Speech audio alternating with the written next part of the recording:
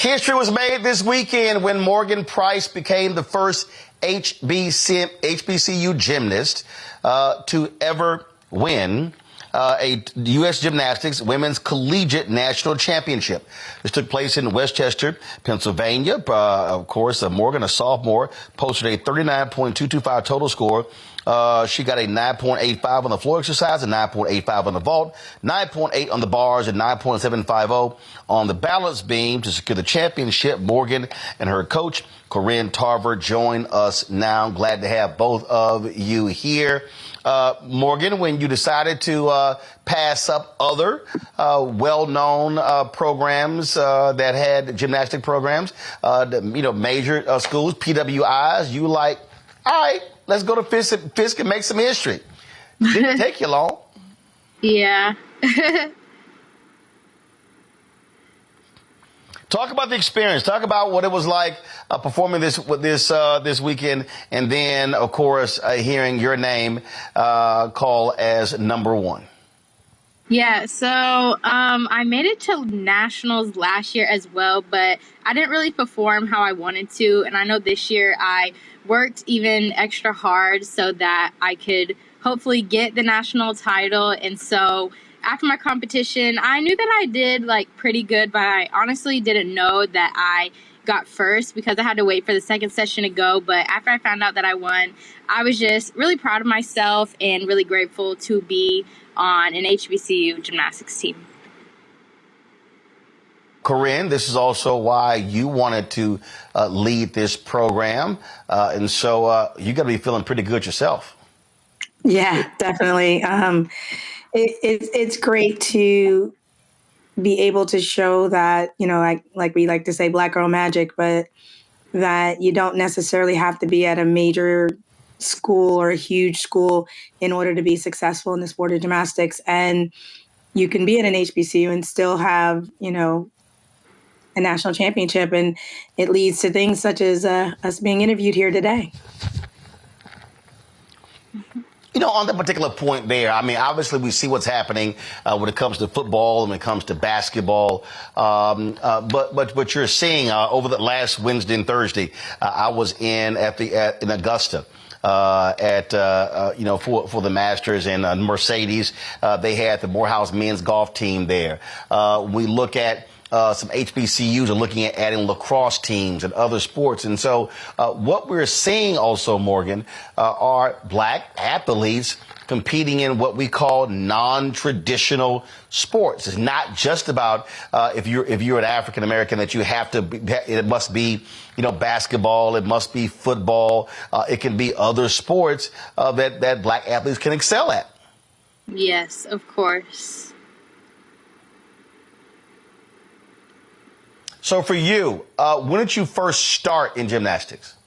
I started when I was 2 years old. Started was 2.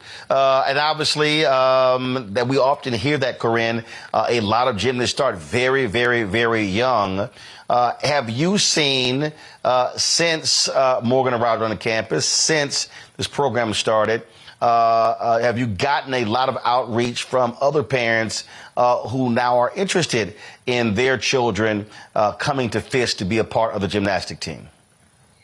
Well, we get a lot of young kids that are wearing our leotards and wearing our T-shirts, and so we love seeing that. We love seeing, and it's not even just little girls of color. We see lots of little girls that have a Fisk leotard on, and those that want to be a part and want to do gymnastics.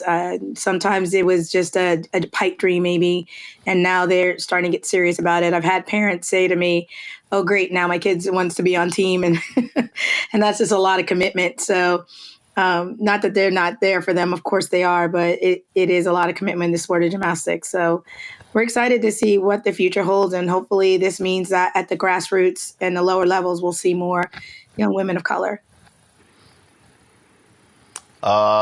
First, y'all can, if y'all send a Fisk Gymnastics T-shirt, I'll wear it on the show. We'll bypass the leotard.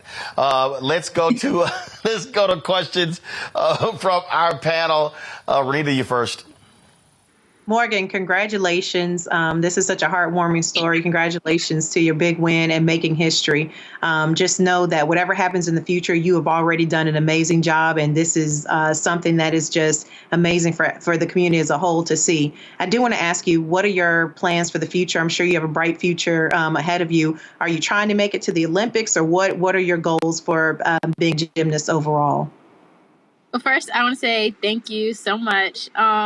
I don't really have plans to go to the Olympics. Really, just I've already kind of lived out my dream of being an HBCU gymnast. So I'm just going to enjoy the next 2 years that I have being on this team. My future goals also include being a HBCU gymnastics head coach. So that will be like one of my main goals after I finish college. Good luck. Let me follow up on that one, because I mean, obviously, the Olympics is a whole different deal. So Morgan, are you saying that in order for it to go after an Olympic bid, that alters your student schedule, that alters your schedule of being on the team, or are you just not interested in pursuing an Olympic spot?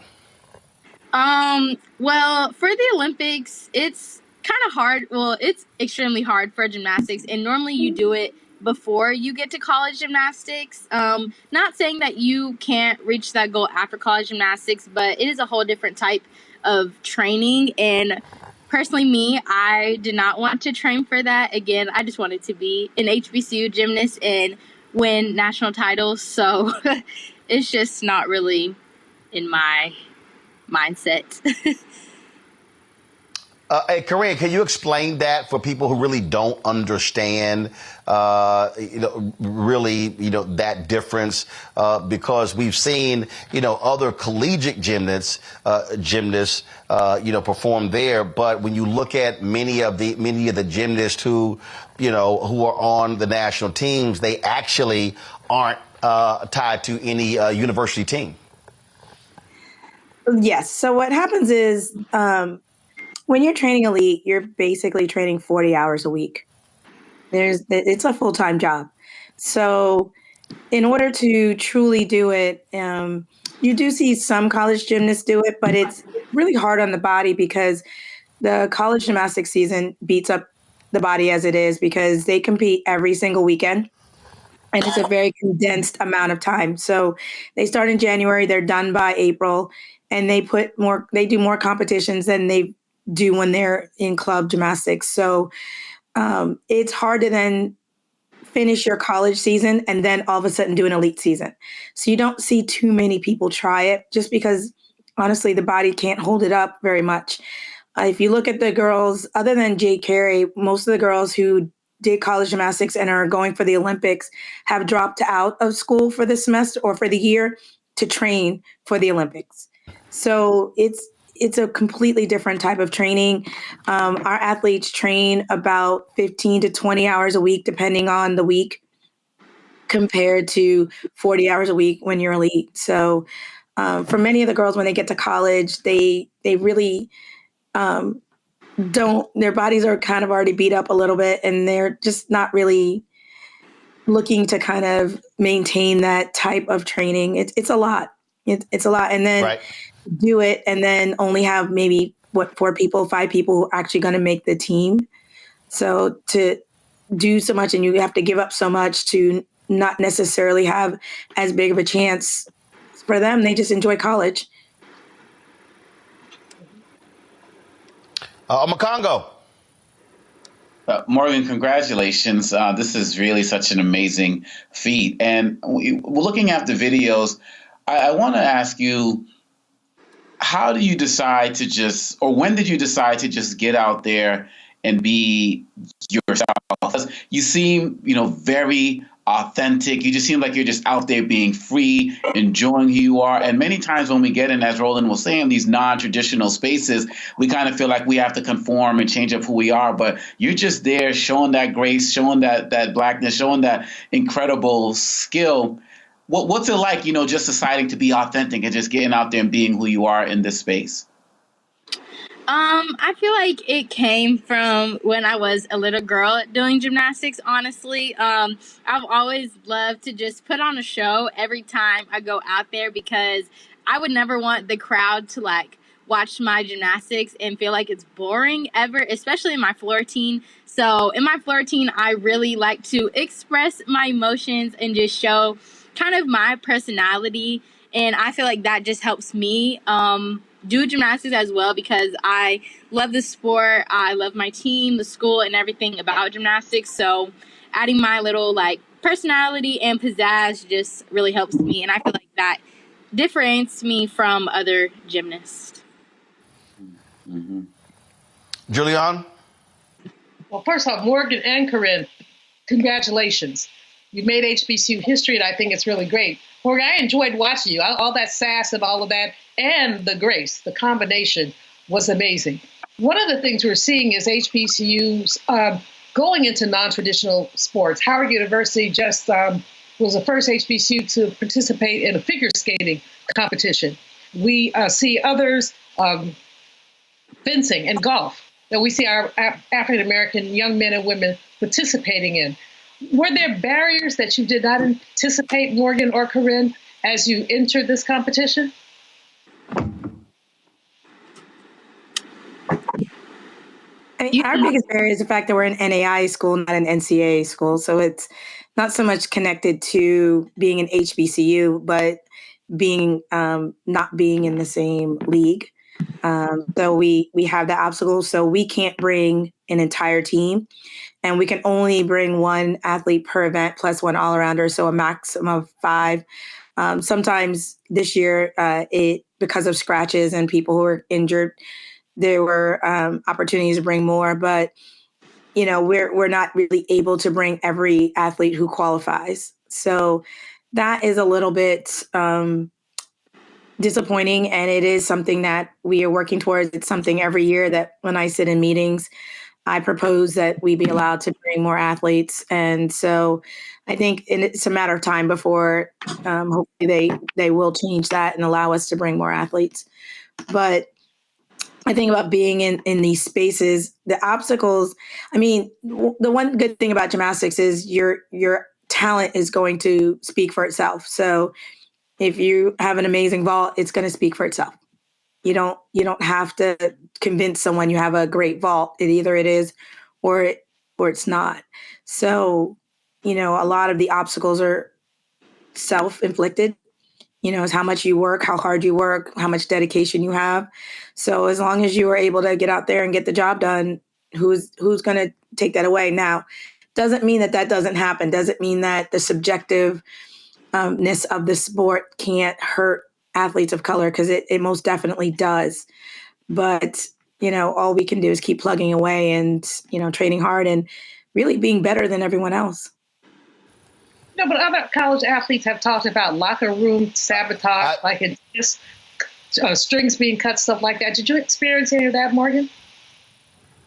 No, ma'am, I did not. Gymnastics is a different world. I mean, if you could have been there, you would have seen that the athletes from, it didn't matter what team it was, they were all cheering for Morgan and the other athletes from Talladega. Everybody was cheering. It didn't matter who they were. So we've gotten amazing reception from the athletes. We've gotten amazing reception from coaches, from the audience. I would say that we're definitely one sport that doesn't seem to run into those kinds of issues overall. But there's a lot of love overall. I mean, we all cheer for each other. It doesn't matter what team you're on. Everybody came to see, Lindenwood, which was their last competition ever. And everyone was there and in tears because, we felt for the girls of that team, and we wanted to support them. So I don't think it really matters. Our sport just doesn't work that way. All right, then. Well, Corrinne and Morgan, we certainly appreciate y'all joining us. Continued success with Fisk University gymnastics team. Thank you. Thank you so much. Fanbase is pioneering a new era of social media for the creator economy. This next generation social media app with over 600,000 users is raising $17 million, and now is your chance to invest. For details on how to invest, visit startengine.com/fanbase or scan the QR code. Another way we're giving you the freedom to be you without limits.